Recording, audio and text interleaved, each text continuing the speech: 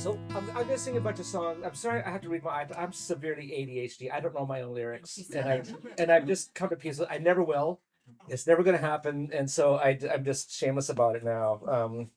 I know it's not really super professional, but it is what it is. Also, and thank you. Like I do feel like a little bit like an imposter. Like when I do Steve Bell concerts, people come out to see me play, and so you give me permission to sing and say whatever I feel like singing about, and I have no problem taking the money for that.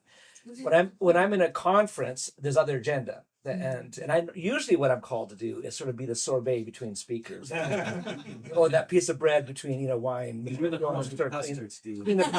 What's that? You're the frozen custard. The frozen custard, yeah. In this environment, I'm the frozen custard.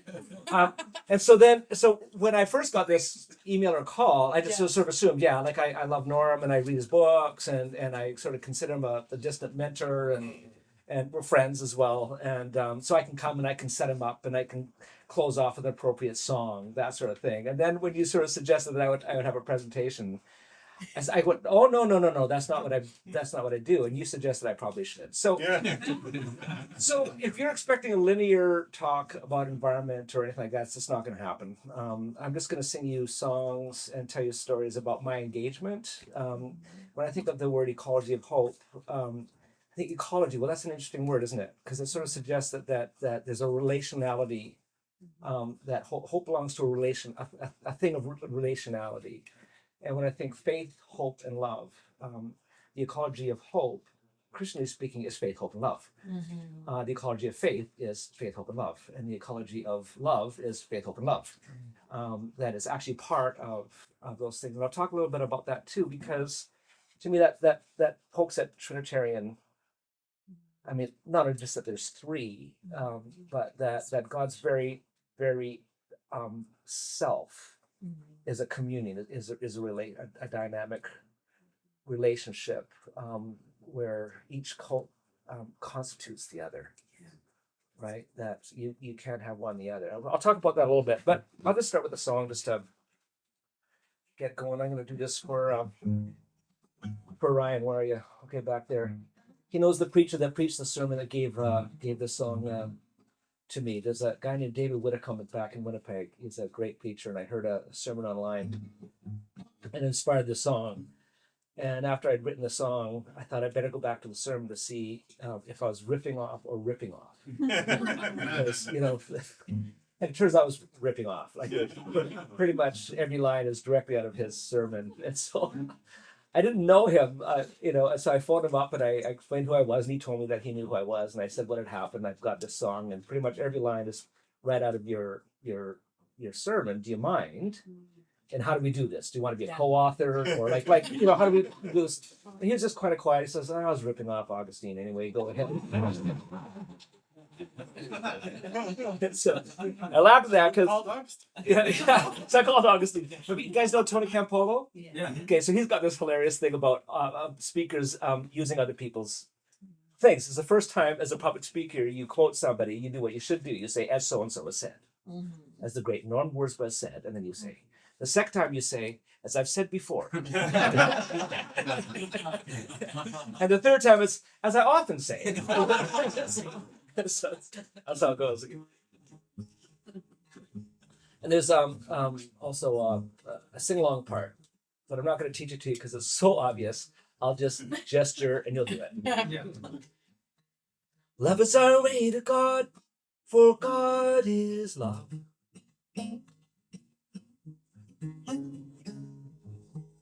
Love is our way to God, for God is love.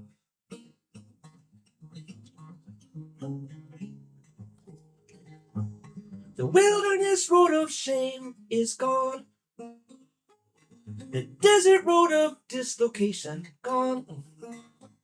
The stony road of loneliness has now become a royal way, a highway home. Love is our way to God, for God is love. Love is our way to God. Nice. That's very quick. Thank you. Love is our way to God, for God is love. Love is our way to God, for God is love. And all who carry disappointment come. and you fear the fire of judgment come. And those who teach this royal way is not for some. Shame on you. That's the only 100% Steve Bell line in the whole song. Shame on you. So and you teach this royal way is not for some. Shame on you. Now lovers come, 'cause love is our way to God, for God is love. Love is our way to God, for God is love. Love is our way to God, for God is love. Love is our way to God, for God is love. Love is patient, love is kind. Love pays ill, no, never mind. Love refines the finest gold, the charity of saintly souls.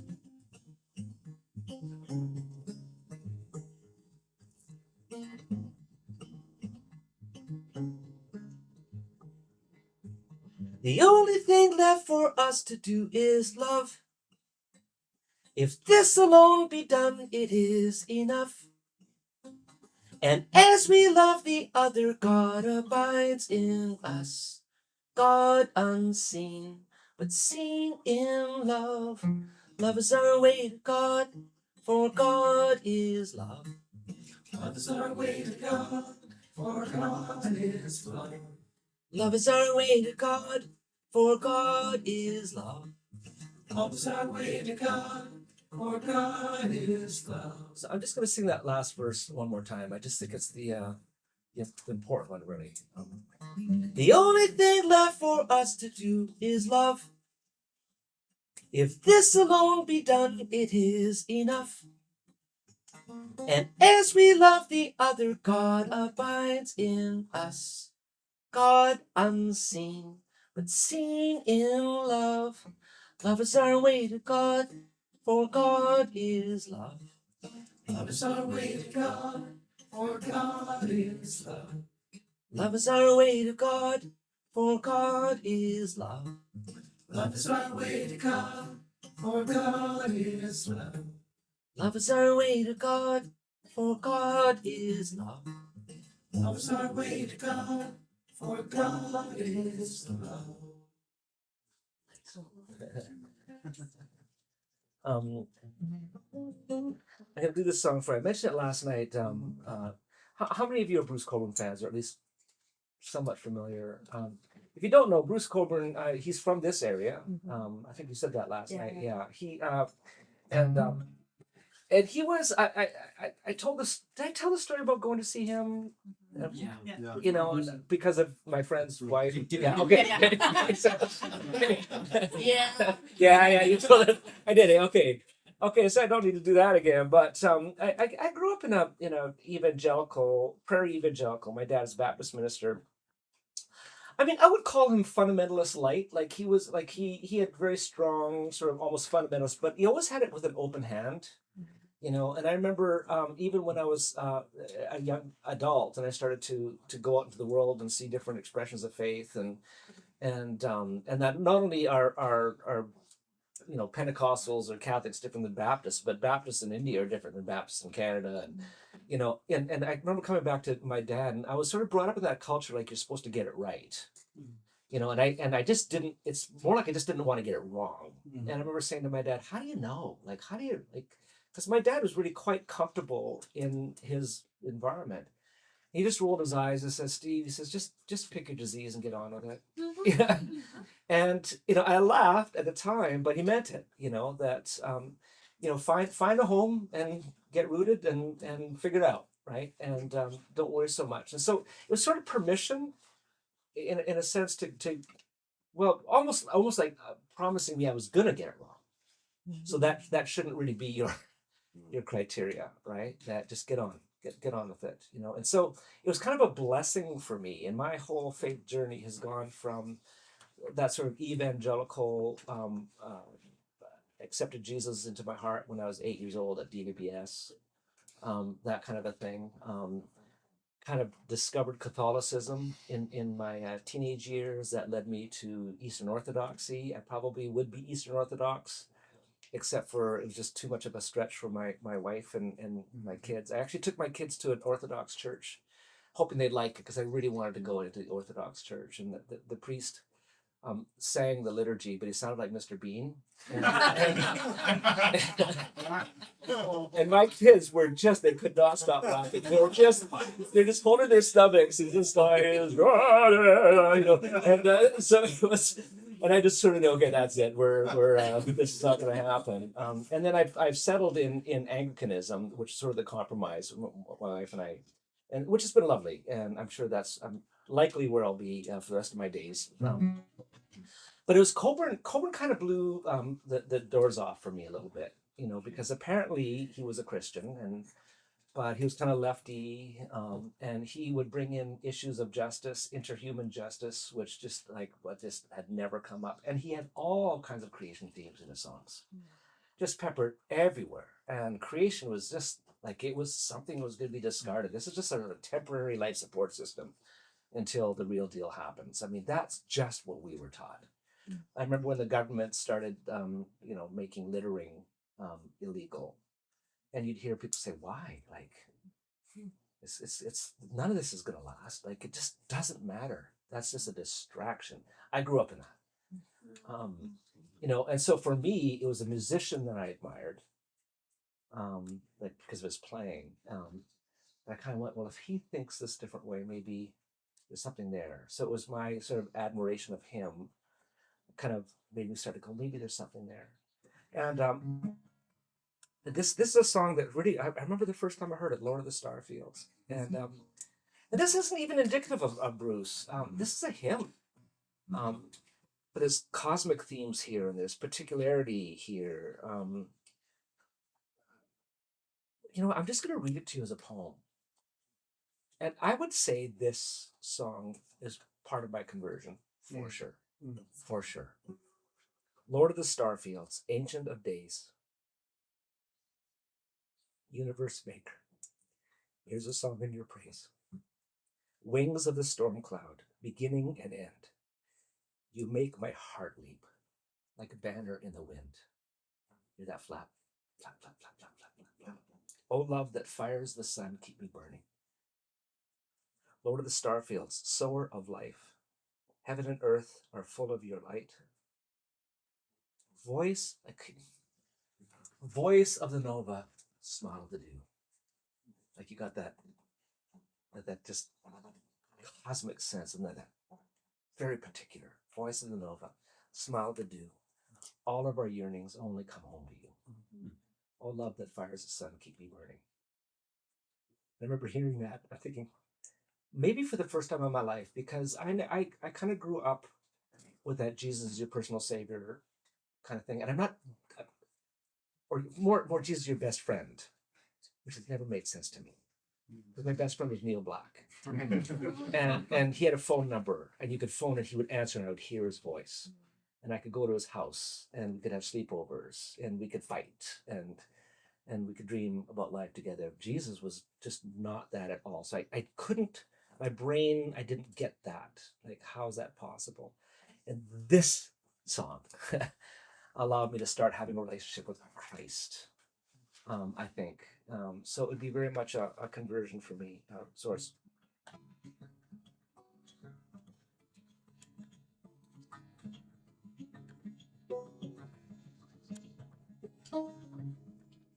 Lord of the Starfields, Ancient of Days, Universe Maker, here's a song in your praise. Wings of the storm cloud, beginning and end, you make my heart leap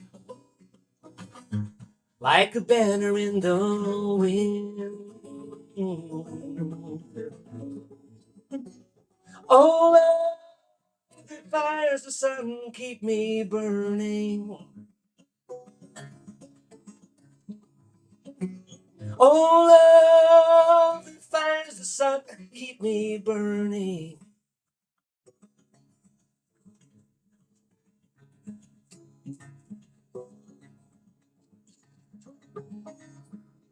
Lord of the starfield, sower of life,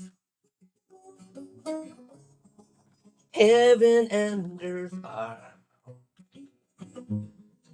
full of your light. Voice of the nova, smile of the dew, all of our yearning only come home to you. Oh, love that fires the sun, keep me burning. Oh, love that fires the sun, keep me burning. Oh, love that fires the sun, keep me burning.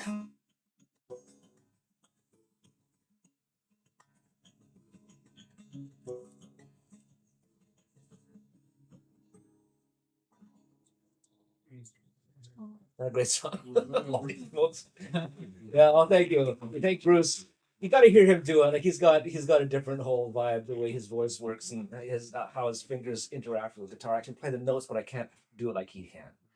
And that's quite typical of when you cover someone else's stuff. He was also the guy that introduced me to dissonance in music. I grew up in quartet music and hymns and stuff. There's no surprises ever, right? You kind of know exactly where this is going. At the end of this chord, you know where the next one is going. You know where the end is going to be. But even something like all of our yearnings only come home to you. I think there's a rub there, right? And I remember first time hearing rubs in music, going, "What are you doing? Like why? That's not nice. Why are you doing that?" And it just took a while. So he in a sense, I mean, he's a truth teller, even with the way he writes his music. And I realized back then through Bruce that music is language, and you can use it to lie, and you can use it to tell the truth, no matter what the lyric says, right? And sometimes when you hear music, I think often sometimes the reason why Christian music, especially worship music, feels not quite truthful, is there's never any dissonance, there's never any rub, there's never any true lament that isn't quickly resolved. Jeremy Begbie talks about this, that if you're in the key of C, if you think about that's home, the key of C, right? If you're gonna leave home, you go a bit farther away from home, back home. So you've just gone out to the sidewalk and circle around and come back home, right? And Jeremy Begbie says that's Christian worship music, never far, right? He says, but if you start to get a bit more sophisticated, if you know where home is and you can trust that home is going to be there when you come back, you can go farther away, right? So home,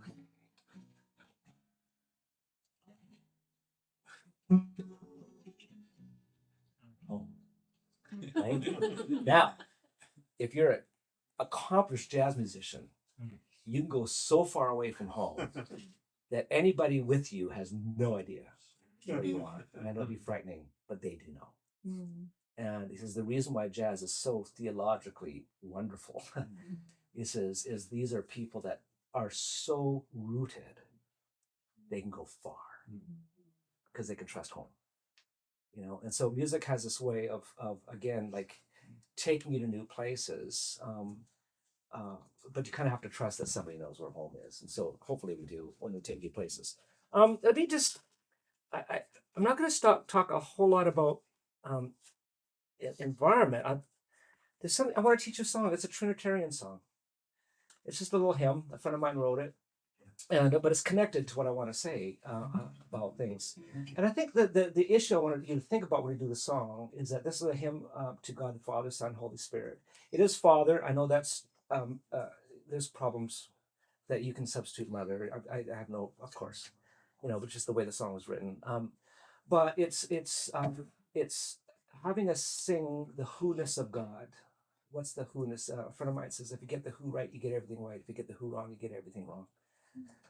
And when I used to think about the who-ness of God, I used to think about what does God want? What is God for? What is God against? But what's the thisness? And in the end, Trinitarian theology teaches us that the thisness of God is dynamic relationality. An existence where the one actually constitutes the other, right? So you can't be a father really kind of without a child. You can't be a child without a parent.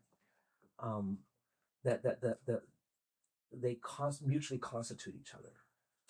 And I've often thought about this, that when my dad died a while back, I started to think about my own mortality and wondered, like, on my deathbed, what am I going to be thinking about? What am I going to say is the best things about being Steve Bell on this planet? And I started thinking about the things I cherished the most, and everything I cherished about me required someone else for it to be true. There's nothing I deeply cherish that doesn't require someone else. I'm the grandson of George and Wayne Bell. I love both people. Kind of need them to be that. I'm the husband of Nancy Lynn, Nitrob. I kind of need her to be that guy. I'm the dad of Sarah and Jesse and Micah. I'm the grandparent of Pax and Luca, Vivian and Nora and Ellis. I kind of need them to be that. I'm a neighbor to another guy named Steve. I kind of need him to be a neighbor. I'm a friend to Norm. I kind of need Norm to be a friend to Norm. Like, everything I love about me actually requires someone else to constitute me. That's kind of theologically correct. And then if we start to think out there, you start, like, we don't even have to go to indigenous cultures. We've got Francis, who start to see that kinship or that dynamic relation extending to the animal world, the plant world, and the non-sentient world, the rocks. And I was thinking this morning about this idea of going out and finding out something and giving it a voice. And I had to do some work, so I couldn't go up, but I wanted to go to the stream and pull out a rock, because a rock is dull and mute. If you've ever heard about a babbling brook, do you know what it needs to babble? It needs a rock. It needs something to make that noise to go over. And there's no such thing really as a dull and mute rock. And I just thought the rock would want to say, I'm here, I make music just by being a big here, so like all these things. And when we start to internalize that, it's not just that we should take care of the planet so nobody suffers. It's just vital to who we are. It's just, and there is no Steve Bell without all these other relationships. There's no us. There's no building. This is just who we are. And it won't ever be different. And I just think, as a Christian, there's a theological foundation for this. And it starts with this: praise the Father, praise the Son. Praise the Father, praise the Son. Praise the Spirit, three in one. Praise the Spirit, three in one. Who was and is to come. Who was and is to come. All praise and honor and glory and power, oh, praise his name forever. All praise and honor and glory and power, oh, praise his name forever. Praise the Father. Praise the Father, praise the Son, praise the Spirit, three in one, who was and is to come. All praise and honor and glory and power, oh, praise his name forever. Listen, who is the one to whom you belong? When your weakness has made you strong, who fills your heart with joyful song? Well, it is the Lord your God. Sing. Praise the Father, praise the Son, praise the Spirit, three in one, who was and is to come. All praise and honor and glory and power, all praise his name forever. And who is the one who for you died, was mocked and spat at and crucified, who was from the dead and is glorified? Well, it is the Lord your God. So sing. Praise the Father, praise the Son, praise the Spirit, three in one, who was and is to come. All praise and honor and glory and power, all praise his name forever. And who is the one whom with you will be? From highest mountain to darkest valley, who is the one whom in you dwells? Well, it is the Lord your God. So sing. Praise the Father, praise the Son, praise the Spirit, three in one, who was and is to come. All praise and honor and glory and power, all praise his name forever. Stick your thumb up in the air. Say God the Father, God the Son, God the Spirit. They are three. They're one. Jesus Christ, fully human and fully divine. And this is a mystery we seek to understand with all of our mind, all of our heart, and all of our strength. Amen. If I had one thing to offer this conference, it would be that. You can unpack the cosmos from that. You can unpack what it means to be human from that. We've been made in this image, right? This is just, it's just, there's just nothing that you can't trace back to this. Let's do it one more time. God the Father, God the Son, God the Spirit. They're three. So there's a particularity, right? So there's there's a sense of individual personhood, but they're one. There's a communion, right? And the communion doesn't obliterate the particularity, and the particularity does not obliterate the communion. So they're three, but they're one. And then here's the two natures of Christ, fully human and fully divine. And this we seek to understand. Sorry, this is a mystery, which is not a problem to be solved, by the way. It's something to be lived into. It's a mystery we seek to understand with all of our mind, all of our heart, all of our strength, which is our whole person, right? It's really interesting. This is Eastern Orthodox. In the Western tradition, you use the left hand. I didn't really understand the Eastern tradition until I traveled to the East, and especially the Far East, which is more. Got to remember when a lot of these traditions were sort of had their beginning. There was really no Western culture yet, not like we know it right now. But in East, this dawn of the. Like if you go to India, do you know what the left hand is for? You know, it's for cleaning your hindquarters, right? And so you would never extend your left hand to somebody, right? You would never. And I'm left-handed, so I'd get a meal and someone would say, "Pass the potatoes," and I do this, and everybody gasps when you do it, right? But in this tradition, Christ comes from sort of heaven or from the realm of God to earth, sits at the right hand of the Father, right? That's why. Cleanses the whole person, right? So from heaven or realm of God to earth, cleanses the whole person. So I can extend my hand, right? So it's kind of a nice little thing. But the real important thing is that we've been made in this image, that all of creation is made in the image of God, in a sense. That we all get our sort of DNA from who God is, in this dynamic relationality where there's personhood, but the personhood is in communion. And that's where it gets so it's vital to us, you know. And so then you can be a Francis and say brother, sun, sister, moon. And this is not just a kind of a made up romantic way of thinking about the earth. It's kind of true. It's actually true.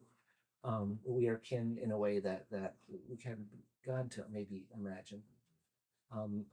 interesting that the root of the word kind is kin. That kindness is something that is sustainable because of kinship. So anyway, where else do I want to go? Okay, I'm gonna extend this story a little bit.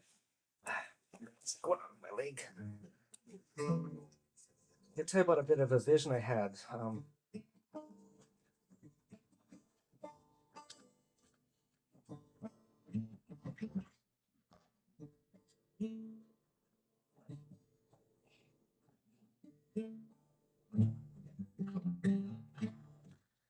So this is a song I learned in India in early, about 91, 92. I'd come out of the nightclub scene and didn't really know what to do with my life, and I was kind of a failed bar musician, and I had no vision for what I do now. Just never even occurred to me. I didn't listen to Christian music. I didn't like the stuff I heard. I was a Christian, but I just didn't want really anything to do with it. And so I had no. I hung up my guitar and started looking for work. And of course, I was 30 and I'm completely unemployable. I didn't go to school. And I've got kids now. It's too late to go back. And I was panicking and just really felt miserable and like a failure. And my wife fortunately has an education and was able to go back to teaching. And I stayed home with the kids, which I thought was going to be fun.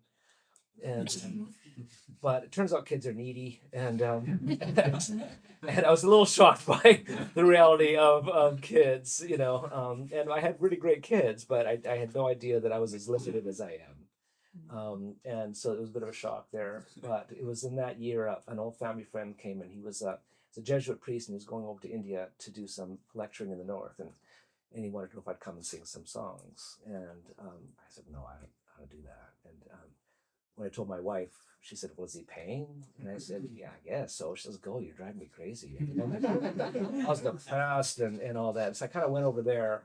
And this is a song I learned, and I'll sing you the song, and then I'll tell you the story about why it relates to what we're talking about here. So it was a song that in this monastery up in the north and district of Darjeeling, it was this old Jesuit monastery, and we were doing a 10-day retreat for these young novices. And during the day, these guys, do you know what a novitiate is? A Catholic novitiate. So it's basically boot camp for priests, is what it is. And so different traditions have different ways of doing this. This is pretty extreme. So if you wanted to be a Jesuit in the north of India, you had to express your desire, your thinking that maybe that this was a calling. You'd have to have that discerned, and then you go to novitiate where you have 2 years to discern this. And up there, you spent 2 years in this particular monastery.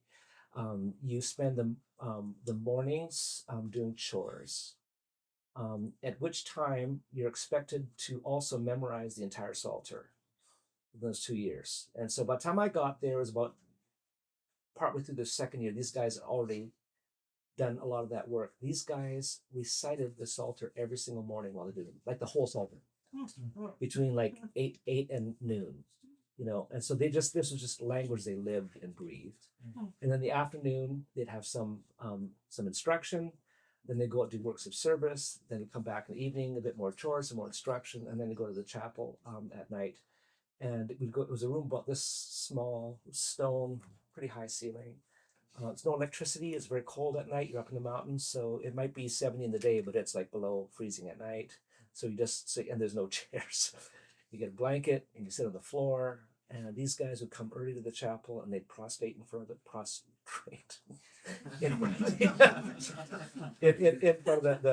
crucifix, and their devotion and their ardor was just quite something. I'd never seen anything quite like this. These young men, and then they'd sit in this circle, and there was a bowl in the center of the room, and it was filled with camphor, and someone would light it. And so you had this lovely flame just coming out of this bowl. And then they sing the song, "Deep calls to deep, and my soul finds no resting place for him. He is my God, and the yearning of my soul his touch can still. In each rare moment I felt his presence, I will remember and forever cherish." Just a gorgeous song. And at the end of that, they'd sing this song every night. That was the bedtime lullaby. Someone would go and pick up, they'd have some protection, they'd pick up this bowl, and they'd take the bowl to the first corner of the room and make 3 big circles. and then three big circles to each corner. And then they brought it to everybody in the room, who would cup their hands over like a smudging until the bowl of their hands filled with smoke, and then they'd wipe it over their hair and over their clothing. So very much like smudging, if you've been to smudging ceremonies, that kind of vibe. And then they put the bowl back in the center of the room, and we just waited for it to just sat there in silence until it ran out of fuel. By that point, that's like all the candles have been turned off. So when that went off, it's pitch black. You go up to bed. Well, I'm this little Baptist boy. I'd never seen anything like this. It felt a little pagan-y to me, and I wasn't sure it was okay to be doing this. And so the next morning, I cornered one of the guys and said, "What is that that we did last night?" He said, "Oh, sorry, we should have told you." Most of them converts to Christianity from Hinduism, and he said, and this was a ritual in our sort of our mother religion. We just kind of Christianized it. And I said, "And what does it mean?" He said, "Well, of course, you have the light of Christ in the center of the room to remind you that you aren't the center. You gaze on the center. You gather around the center where you are not the center. And it is lovely, but you're not it, you know. And you take it to the four corners of the earth, right? And you don't take just any light. You take the light of the Father, the Son, and the Holy Spirit. It's a very particular light, right? But then you take it to each person who, by an act of their own will, does or does not take it upon themselves, right? Now it's born within you. Now go preach the gospel, right? Lovely, you know. And I remember coming back from that trip, and I had to do I think it was about a 2-week training session with Youth for Christ, and I was there as a singer and kind of a chaplain. And at the end of this 2 weeks, we'd had a really wonderful time. It was like summer camp for adults, and everybody's a lot of love in the room. Head guy said, "Have you got a closing ceremony at this, you know, that would be really meaningful?"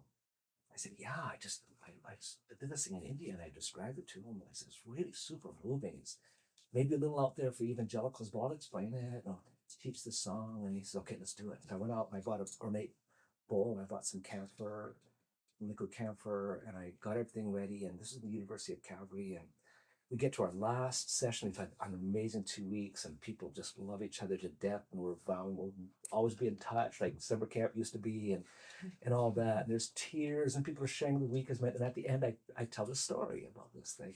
So this is what we're going to do, you know. And so I explain the whole thing. I sing the song.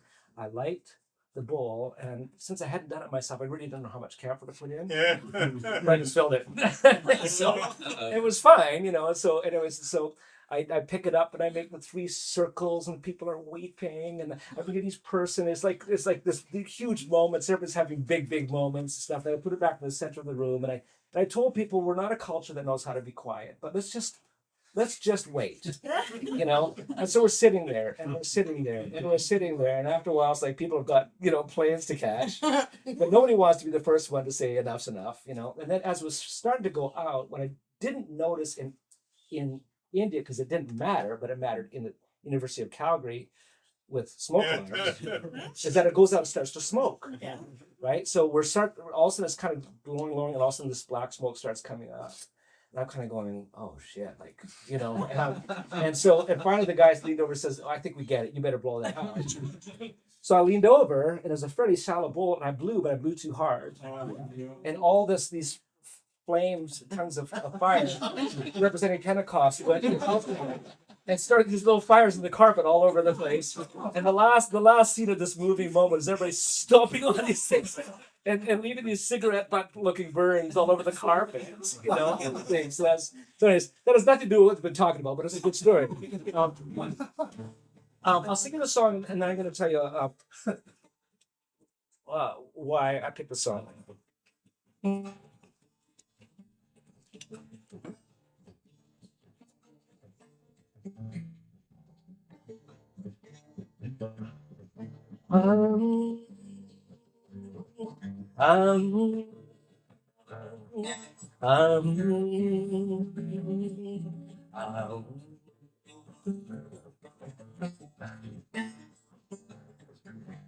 Deep, oh deep, and my soul finds no resting place but Him. He is my God. The yearning of my soul His touch can still, and each rare moment I felt his presence, I shall remember and forever cherish. He calls to deep, and at his feast I am a welcome guest. He gives me food, the hunger of my soul is laid to rest. And each rare moment I felt his presence, I shall remember and forever cherish. Um, um, um, um.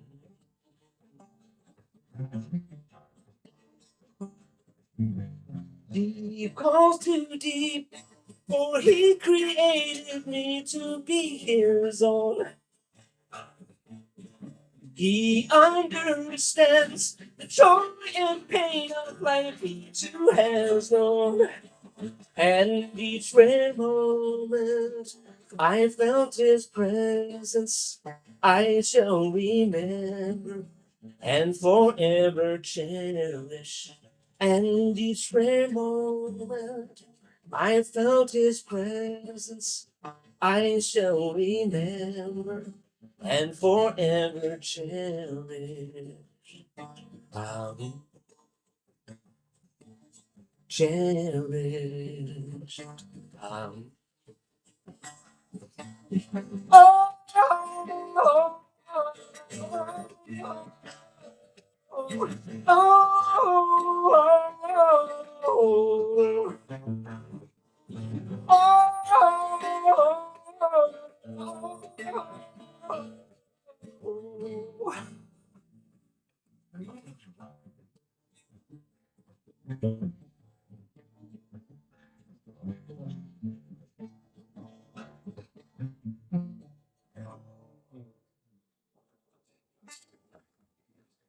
Okay, so I was I had the opportunity on several occasions to play with symphony orchestras, and I've done it about 35 times in symphonies across North America. It's wonderful, and if you can imagine that song with horns blazing and strings and timpanis and choir, you know that all like it can get pretty big. Yeah.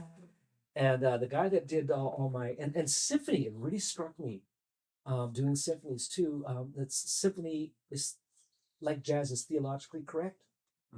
Um, what I find amazing about the symphony is I'm sitting in front of a 70-piece orchestra, everyone with a like a $50,000 to $500,000 instrument in their hands, each totally capable of pulling off solo concerts, right? And should like just brilliant players. I'd be the least gifted musician on stage, right? And yet they all are submitting to a common score, so something else can happen. You know, and it's just this other this thing that's possible when people who've got their own personhood and their own gift and their own things submit to a common score. There's a beauty that gets unleashed that's the only way to get there from here. There's no other way to experience that. Same thing with jazz, you know, when all these guys get together, these people, and they've got this insane gift. They always have this thing called a hook at the beginning of if you ever listen to a jazz thing, there'll be a memorable line that everybody plays, and then they each take turns riffing off of it. So that riff is home. That's the common score, and then they all go away from home and come back in their own way, and that's the story that's being told the whole time. So anyway, so it's wonderful. But the guy that did my scores was a guy named Mike Jansen. He's a Toronto piano player, and he's like crazy gifted. And he's worked with me for many years, and so he did all the scoring for me, and he knows my music really well. He knew what I'd like, and he's got the capacity to write for a whole symphony. And so when we were putting the show together, I said, let's end with Deep Calls to Deep. And when we perform together just as a band, this is my band, we do all kinds of soloing and just riffing all over the place. It's hard to do that with symphony because they kind of got to know. Like you can't say I'll tell you like how long the solo is going to go. They want to know if it's 32 bars or 62 bars, or you got to decide. You got to stick to it because that's how they play. And so I said, Mike, people really love to hear you jazz. So let's add like a really long, I think 64 or 120, I forget what it was, bars at the end of just sort of a humming orchestra pad thing that you can start to jazz over, right? And people won't know we're counting because it's gonna be long enough. So it's gonna feel like, I said, okay. So that song, right? Again, timpani's blazing, horns, all things, and we get to the end, and I was like, and then we all jump down and everything. And the subjects go, they're really kind of quiet, and then Mike goes,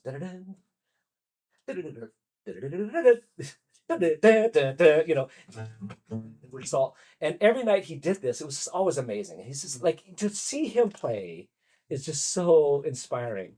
But this one particular night, within about 6 bars, I knew something was special. Something was coming down the pike. I was hearing things I'd never heard him play before. And I knew he was on fire, and this was going to be a memorable night.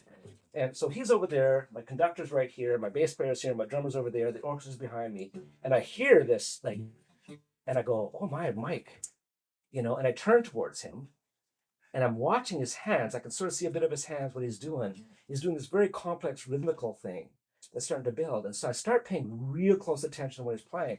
And I'm trying to adjust my playing, so I'm pushing him, but not getting in the way. I'm trying to give him something to push against. Like, go, Mike, go, So I'm really dialing into his, and I'm adjusting what I'm playing, and I'm kind of supporting him. And at one point he notices and he looks up at me, and we lock eyes. And we start kind of doing this thing, and when we're sort of, something started to form between us. I can't really describe it. And I suddenly realized that he was really fascinated with what I was doing, and he was adjusting his playing to push me, and I was adjusting my playing to push him, and we were kind of mutually othering. Like, nobody was leading. We all thought we each thought we were supporting the other person, and this dance started happening between us, and we're not even looking at our hands. It's just, I'm gonna cry. I don't even know what happened, but something crazy happened in that few bars. And about near the end, the whole scene froze in time and space. This happened. There's no sound, there's no movement. I was frozen, the orchestra was frozen, everything, and I don't know how I could describe it, would be eternal silence. And then a voice said, pay attention. This is who I am. This is who I am. This mutual investment. This is my DNA. This is my makeup. And the implication is, oh, by the way, you're made in this image. This is who we are, right? And then there was silence, and then bang, I was back in time and space, and the orchestra was going, and Mike was going, and I almost passed out. I flew way, way, way too close to the sun. And for the rest of the song, and it was like just hard to stay upright. I didn't know if I was going to pass out or vomit. Like, it was such like a bodily reaction to what just happened. And we made it to the end of the song, and got off the stage, and for weeks afterward, I was just a wreck. And I didn't know who to talk to about what was that. And I finally phoned the orchestra conductor, Ray Hotoda, who's become a very dear friend of mine since. Sort of marginal Christian, not very articulate in her faith, and certainly not pursuing it in any way, but we went out for coffee and just debriefing the concert. And I said, do you remember that last bit? And deep calls to deep. She said, oh, yeah, I do. And I said, do you remember about halfway through the solo that something with Mike and was playing? And she slammed her hand on the table and said, yes. She said, what was that? I said, I don't know. I was wondering if you knew. And she says, not the first time I've experienced it. She said, I've experienced that before. She says, I live for those moments. You get them occasionally when all of a sudden you're transported. And so when I described to her what I had experienced, it made total sense to her. It's just familiar, but now it had a name, it had a description of it. That's what I'm getting at when I say, this Trinitarian thing. If I have anything to add to the conversation, I've only have one thing. That's what I'd like to add to the conversation. That all that we're talking about is really about the who-ness of God, and therefore the who-ness of us, and all you've ever experienced in your whole thing. That can sustain. that can sustain activity, that can sustain sacrifice, that can, if you're looking for something that is going to be ideologically strong enough to keep you going to the next whatever we have to face, go get some beer. Like you know, like it's not going to work. But if you can internalize what I would say the gospel, this is the good news. This is the good news. This is who God is, and this is who we are, not what we endorse or aspire to. It's who-ness, right? I think that's so. Let's do it again. Father, God the Father, say it. God the Son, God the Spirit. They are three, but they're one.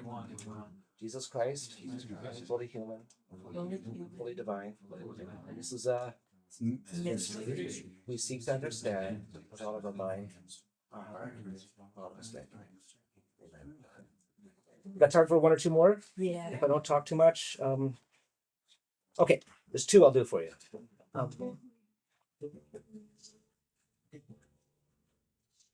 This is a little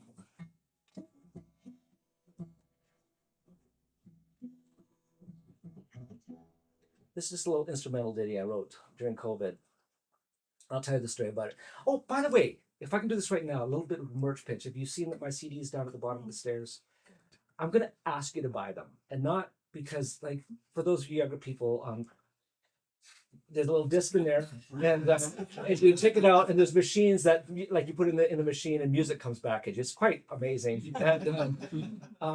And the reason I'm going to ask you to buy them, if you can, is that I have an Indigenous friend. She's a mid-30s woman. I've known her since she was 14. The day I met her, 12 kids had a suicide pact and had killed themselves from her reserve.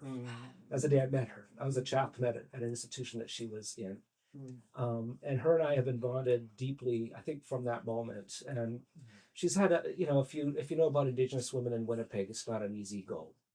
And so she's had a pretty tough life. She's done really well. But it's everything's always hard all the time. She's never ever asked me for money. She's never anything like that. I got an email from her just I've been here. Things have gone very bad, and she needs help. And so what I'd like to do is whatever we get from this weekend is going to go to her. So if you want to give me $15 or 10 or 200, it'll all go to Emily. And what I'd like to do is also just show her a picture of where it's coming from. So we'll get a picture from you or something, because she does really feel that there's no one's responding to her. Indigenous woman. Yeah. So check it out. If you give me money or take a thing, that's where it's all going. So that's why I'm saying please buy it. Otherwise it's all for free online. Okay, so here's a little ditty. This is called "This Too Is True," and we were talking about delight. During COVID, the first year I did really well. I was just full of hope, and I was a rock. I just really was. I was unbelievable. And and then the second year I totally lost. I totally crashed, and it was almost embarrassing. I just could hardly get out of bed in the mornings, and and part of it was just the anxiety of COVID itself, and a lot of it was the anxiety of again what kind of people it turned us into. I'm so embarrassed and ashamed of us, and I just found it very depressing. But at the same time, I was preparing some master classes in guitar that I was for an online course that I since put together, and I have this technique. It's called double thumbing. So Coburn's this, right? But if you add this, so it's called just double thumbing. I don't know if that's a technique, but I decided I was going to write a little 4-bar piece of music just to demonstrate for the class. And so I wrote this four bars, and I liked it, and I thought, well, I'll just do it twice, and made it 8 bars. And then I thought, well, it should go somewhere. So I wrote another 8 bars of music, and then it eventually turned into a song. And just because of the nature of what I was teaching, it's a happy, bubbly song. It had nothing to do with my interior disposition, right? Like, so I wrote a song that I actually didn't mean for the first time in my life. And my excuse was, well, it's a demonstration, but it's clearly a song. I should name it. What am I going to call this thing? And I don't feel like it sounds. Like, what am I supposed to do with this? It's a happy, delightful, little bubbly guitar ditty, you know. And I'm sitting down by the river, and I'm thinking about this, and what do I call it? I thought I'm not well, I'm not healthy, I'm not happy. But I mean, I'm still capable of delight. A good burger is still a good burger, and you know, we're still doing that. You know, and my granddaughter Vivi comes over still. That we had a little bubble, and you know, we could hear. She was 2 doors down, and we always know the front screen's open. You hear this, Papa, and she's running down the street. She's all excited now because her mom will stay at home and just watch her come, so she feels like she's coming by herself. And she comes screaming down to see Nana and Papa, and I can delight in that. And then I started thinking about all the things I'm still quite capable of delighting in, even while I'm in almost the worst time of my life. And I thought, well, that also is true. Yeah, I'm depressed. Yeah, I'm despairing. Yeah, I'm anxious. But this is also true. So the song is called This Too Is True. Right? So that's the name of the song. And I was thinking about Bruce Cockburn, just don't forget about delight. You know, and that in these seasons, delight is almost like a spiritual discipline. So it goes like this.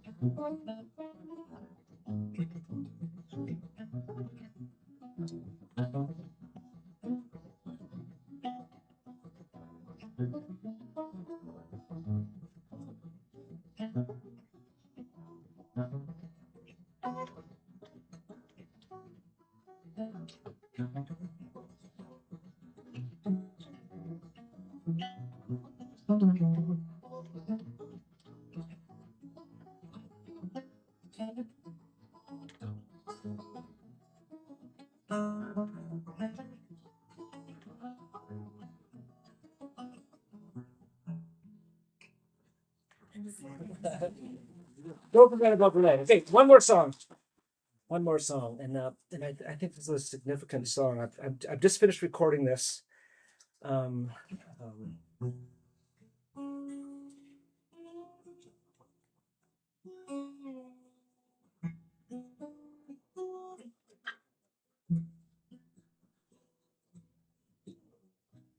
One, two, three, four, five, six. Okay, okay.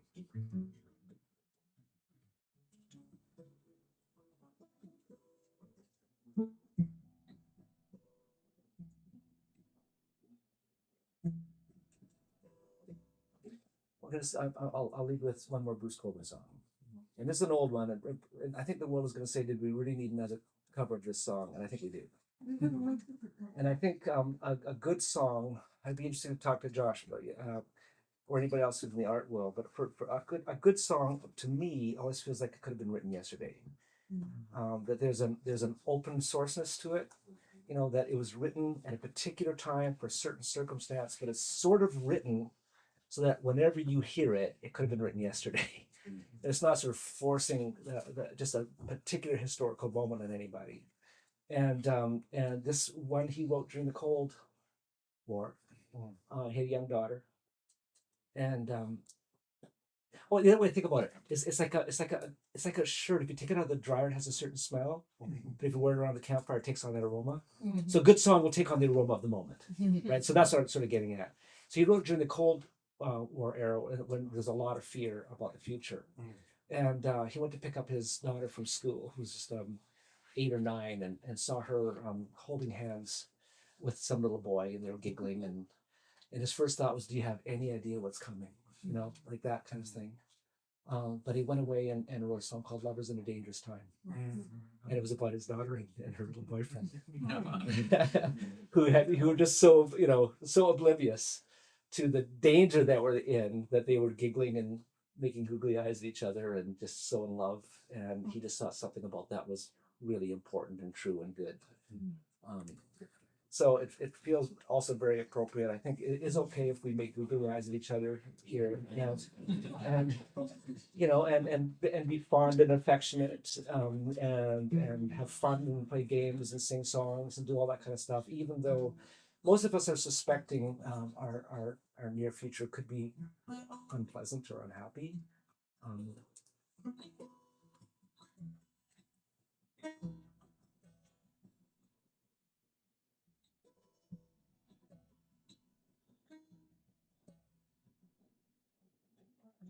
the hours go shorter as the days go by. Never get to stop and open your eyes. 1 minute you're waiting for the sky to fall. Next you're dazzled by the beauty of it all. Lovers, a dangerous time. Lovers in a dangerous time. Lovers in a dangerous time. Lovers.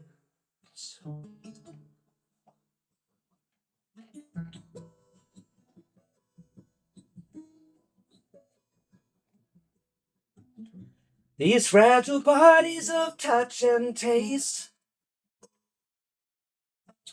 This fragrant skin, this hair like lace. Spirits open to the thrust of grace.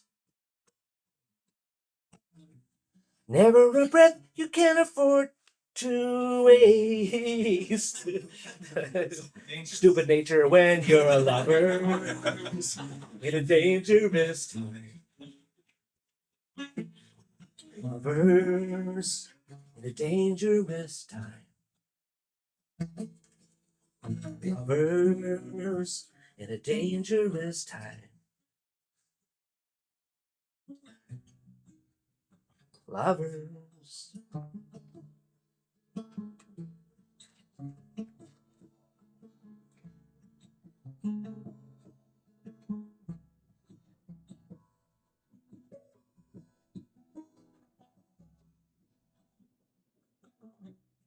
When your lover's in a dangerous time, sometimes you're made to feel as if your love's a crime. Nothing worth having comes without some kind of fight. It's the best line here. Gotta kick at the darkness till it bleeds daylight. When your lover's in a dangerous time. Lovers in a dangerous time. Lovers in a dangerous time. Lovers.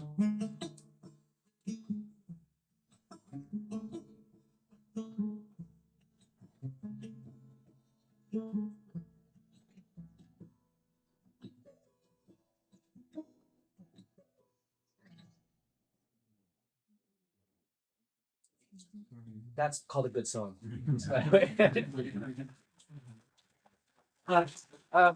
Do you have time for? Is there any? I haven't. If you want to say or address or ask or comment on? Yeah. Thank you. I've actually never heard such good teaching of the Trinity as what you just gave us. Oh, good. You know what? Here's the thing. People, you hear people talk about the incomprehensible Trinitarian doctrine. It might be the most comprehensible doctrine out there. If you actually look at the way things are, it just makes sense, doesn't it? Where does this come from? Where does all this dynamic relationality come from if it doesn't come from that? It's actually might be one of the easiest Christian doctrines to comprehend, because it's in our experience, in our songs, in our relationships, in our games, in our work. There's no part of your life where that's not playing out in one way or the other. And once you get attuned to it, you can't see anything else, right? And I find myself all day long going, I just saw it again, just saw it again, just saw it again. And that's the thing about this. Take it home with you, like practice it, you know. And when you wake up in the morning, like when I wake up in the morning, when I was a younger man, I was a smoker. I had a cigarette in my mouth before I opened my eyes. Now I do this before I open my eyes. And I keep tracing it. But it also helps me to start to pay attention during the day, that every time I see it, mark it, right? And then you find out at the end of the day, you've done it 1,000 times and your day has been full of wonder. And you kind of can't not have some hope in that. And that belongs to an ecology, right? Of faith, hope, and love, right? So I start my day the same way, but very, very slowly and intentionally. Yeah. Because it's a response and it's a return of your addictive self. Yeah. Yeah, for sure. Anyone else? Yeah, I have a question. What you were just mentioning about Bruce Cockburn and timeless songs. Yeah. And it's something I've pondered a lot, because with a lot of, Christian art, Christian music, one of the main conversation points is, being very careful that we don't want to propagandize, that we don't want to be too heavy-handed. And I feel like there's almost like a parallel conversation that could be had with like music and art with environmental messaging, where it could come across as like too preachy, or and I struggle even with my own art, deciding like, how much dissonance, how much of a lament should there be here? Right. Does beauty, how particular to be, and sometimes like perhaps the showing more of the beauty could have more of like a timeless effect, because people tend to grab hold to things that have beauty, that endures. But with some, there can be still sorrow. So I just wondered if you had any thoughts on timelessness of art and its impact on these very weighty issues. Well, first off, I think did I tell you about you who mentioned Glenn Kaiser? So today, was it? Oh, I asked you about banjos and we got into. No, someone mentioned Glenn Kaiser, or last night or today, whatever. He was in a band called Wirzba, Jesus People USA. They were very famous back in the 70s and 80s, and they were sort of they were these hippie people. They owned a hotel in Chicago. And, I think that was you who mentioned it. Did I mention it? Yeah. Okay. I'm going somewhere with this.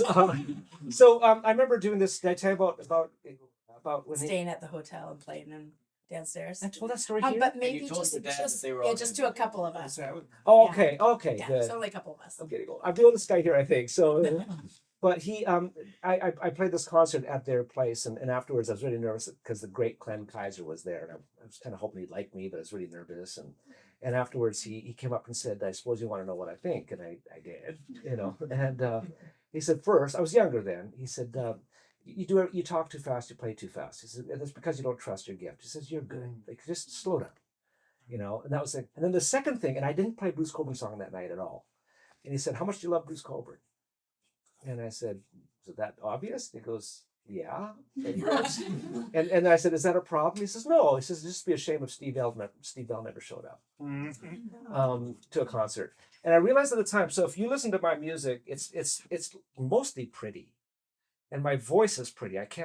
But I listen to people with gravelly voices and who write, like I don't listen to this stuff. I wish I had gravel. I wish I had edge and all that. It just, if I do that, nobody believes it. It's just not there. So with me, what I have learned is that I have something to offer. I'm not going to say everything. I'm not going to say a lament like Kurt Cobain can do a lament. Yeah. Right. And it would be inappropriate for me, even though I wish I could, and I believe him. And I think Teen Spirit has to be written in song. So, but I'm not him. And so I've got to be me doing my thing so he can be him doing his thing, because it takes all of us to say what all needs to be said. And so I think it's not so much of like what you should do, how much of this you should put in, or how much of that is who are you, and what are the things that you can deliver that I'm going to believe, and then leave the rest to other people. And that's again that's dynamic relationality. It's not up to me to say everything. So I come here, I hear Norm, and I know that there's academic background, there's research, there's thought, and all that kind of stuff. And I sit there kind of thinking, gee, I don't do this, I don't do this. And then I get up here and do my thing, go, but I do this, and I can sort of say, okay, then this is really important. So I don't need to be Norm. I need to be Steve. And I Well, a need to little be bit. Well, maybe a little bit, yeah. But I need to be me so you can be you, and you need to be me. And I'll never forget, okay, quick teaching about this. First time I went to India, and I was just absolutely smitten by Mother Teresa. And I went over there, and what was the big book on Calcutta? City of Joy. Malcolm Muggeridge? Well, I read him too. And I had this romantic notion that I was going to go and see Jesus and all these people the way Mother Teresa was. I was just so looking forward to myself over there. And of course, when I'm from Winnipeg, I'd never seen like that level. I mean, nothing prepared me for what I saw in Calcutta back in the early 90s. And it's a lot different now. It's a lot better now. But back then, they used to call it the asshole of the world. And it kind of was. It was devastating. And the humans that didn't represent humans that would crawl down the streets on their stomachs and with twisted limbs and parts where they weren't supposed to be, and smells and all that. And I found myself so shocked and revolted and horrified by what I saw. And I ended up on the bathroom floor in a fetal position for about 3 days before they got me out of there in the hotel. And the guy I was traveling with wouldn't even let me leave. And I came home and I was so ashamed of myself because I thought it was going to be different, and I actually did try to get to visit her, and she was out of town. I actually spent a day sitting in front of her bedroom on a bench because I thought she was going to come back that day, and I just wanted to sing her a song. And she didn't get back, so I missed it. But when I came back, I was so ashamed of myself, and I was talking to an Orthodox priest about this, and trying to deal with my own grief about my disappointment in me. And he said, Steve, you are in Calcutta. In Christ, you're there. You're there in Mother Teresa. Now you need to be in Winnipeg and be Steve, so she doesn't have to come here. Because she needs to be in Calcutta. And it's something just clicked for me in that. And I think it's really, really hard for a lot of us. We have our heroes. So if you're activist oriented, I should be more like them. Or if you're a musician or artist or preacher or academic, I should be more like that. And really what you have to offer, at my best, I believe that's the most important thing. But I have ego too, and I fight with it. But is that an answer? Yeah. You have something to offer that I'm going to believe when you put that out. So put that out and leave the rest to people, others. But I don't know what that is. That's up to you. Yeah.